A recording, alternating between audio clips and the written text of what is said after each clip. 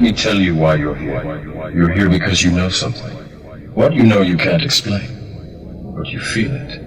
You felt it your entire life. That there's something wrong with the world. You don't know what it is, but it's there, like a splinter in your mind, driving you mad. It is this feeling that has brought you to me. Do you know what I'm talking about? Matrix. Do you want to know what it is? God was big business. Even Kanye West knows that. Jesus walks. That's right. The direct quote from Arnold Schwarzenegger, "I'll be back," is a direct quote out of my book. Some people will accept the truth and other ones won't. I'm like Kanye West. I'm not here to turn atheists into believers.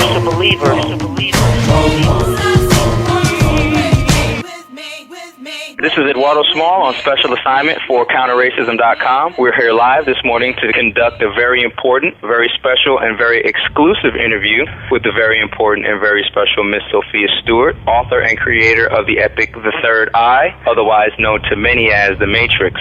This morning I intend to cover some background behind the epic work, in addition to what I consider to be most interesting, since counter-racism is about solving problems, that being the strategies and techniques Miss Stewart used to solve the problem of having her copyrighted material used illegally to create a $5 billion franchise of which she has never been given a dime or the recognition. So without further ado, I'd like to welcome Miss Stewart. Good morning, Miss Stewart. How are you? Good morning. How you doing? I'm doing fine right now. I also want to add to that commentations that you just did.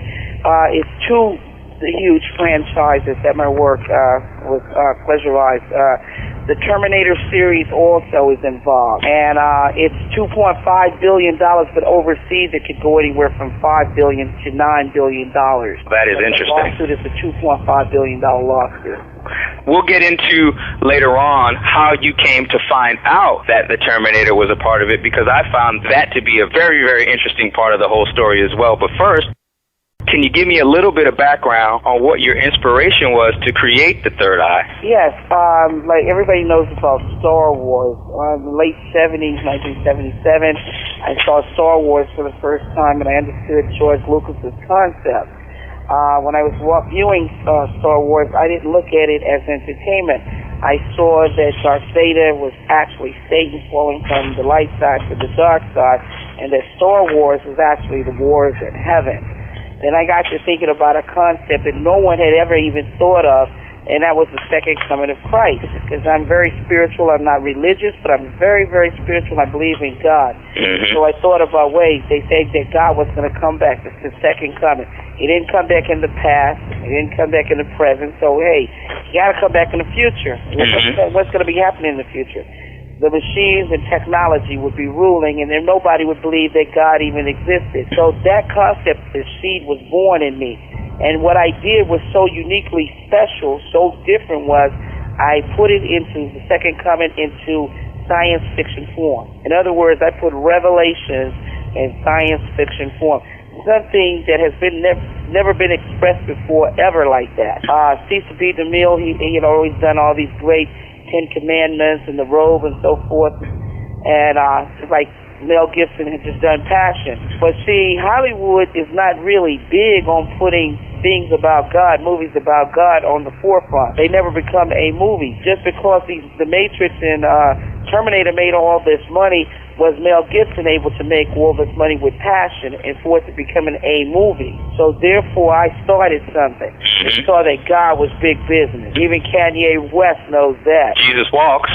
That's right. Why did you feel it necessary to include the second coming of Christ in your epic body of work? Well, there's a lot of men that show honor to other men upon the earth. As you can see, all the award shows, the Oscars, Grammys, and so forth, they give honor to other men. They're always legends and so forth. But I gave honor to God. I'm very spiritual. I love God. And I believe that God's voice needed to be heard. One way of getting his message out there. Definitely. I can see that. So can you tell us, since you brought up the Terminator, how does the character of Neo or John Connor relate to that of Christ? Let me explain to people.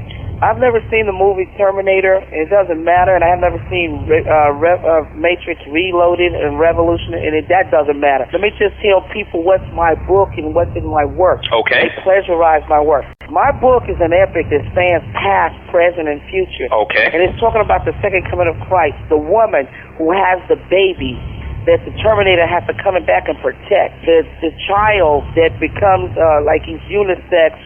On paper, he's a girl in my book because the Terminator has to come back and protect him. He doesn't even know who he is at this point. Okay. He's still in a sleep state. Okay. Then when he becomes a man-child, which is the last part of the Terminator series, the Terminator has to come back again a third time to protect him.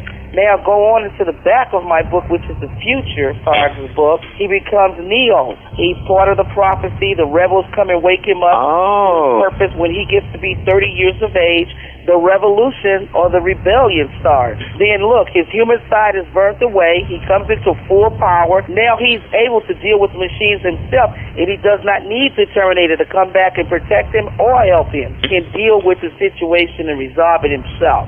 You're refreshing my memory, but when you say that you refer this to the Bible, when I just listening to you speak, the whole notion of the ominous us or them coming for what was to be thought of as the next one or the chosen one kind of reminds me of the story in the Bible of Mary and Joseph and what they were going through in terms of having to, what it seemed to be, hiding or trying to escape or get away right before the birth of Christ.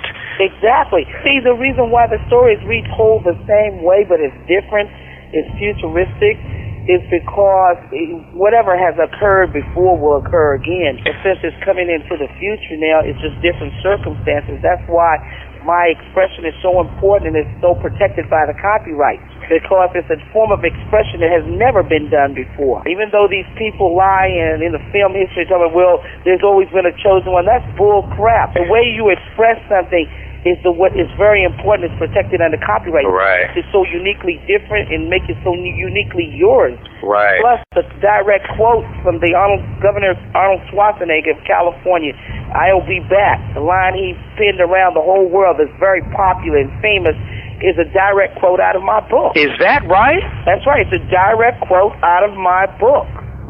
That's right.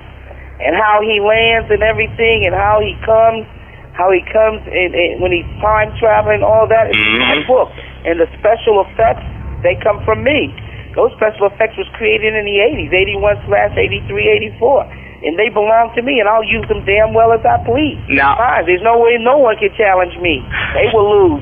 So as a fan of the films, having seen the films, it's all starting to come together now. This must be why in the first film, I can recall what was deemed in the film as the father of the chosen son, the John Connor character, having nightmares about a future where the machines ruled. Now that, to me, in my mind, that seems to indicate really what the Matrix was really all about. It is. Actually, it is. And people are making the connections. There were people that made the connection. There are articles on it where they say the Matrix and the Terminators are related. I got the evidence. This is very, very interesting news. Now, also, and I have to say this as well. Now,